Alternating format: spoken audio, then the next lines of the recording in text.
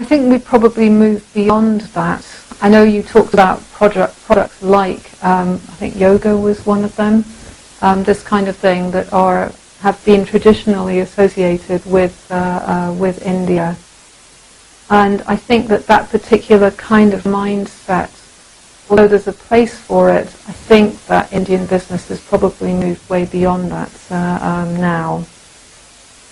There is quite a lot of research that has been done in the marketing communication literature that has looked at how you reach a consumer population by changing the particular appeals that you use in advertising.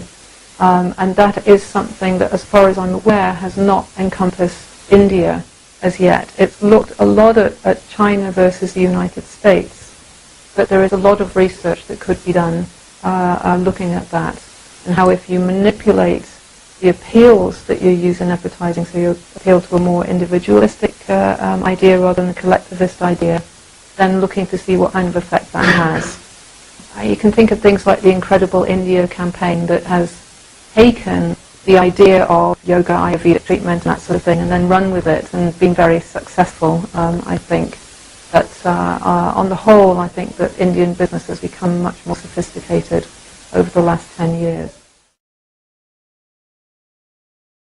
Well, I mean, everybody likes to look at China versus the US because it's such a good contrast. So in terms of things like, if we look at Hofstede's dimensions, in terms of things like collectivism, China scores one way, the US scores another way. So there's a really nice contrast there, which is why a lot of people have chosen to do that. India is very interesting because it fits somewhere in between the East and the West.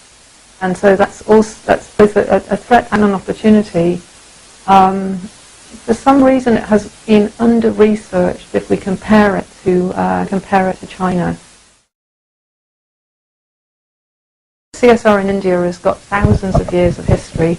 If you look back at when people have studied this, they've found that the philanthropic aspect of CSR is deeply ingrained within Indian culture. So you have nothing to learn from Western companies in that respect.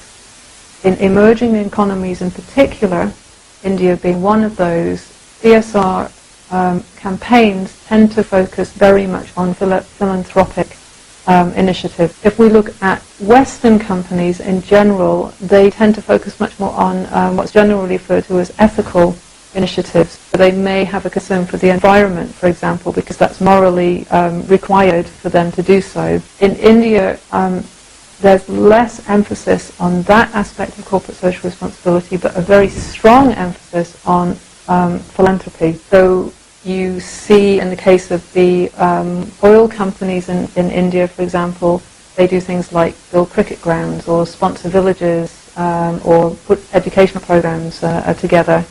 If you compare that with the oil companies, the big Western oil companies, they clean up the environment. So there's a distinction in the way that CSR is realized. And I think one of the things that research needs to look at is what the effect is of that clear distinction between the ethical on one side and the philanthropic. CSR needs to be seen as part of a marketing strategy, part of a brand building exercise. There's somewhere to go with that, I think, in emerging economies, but I think also with a lot of the smaller Western companies as well.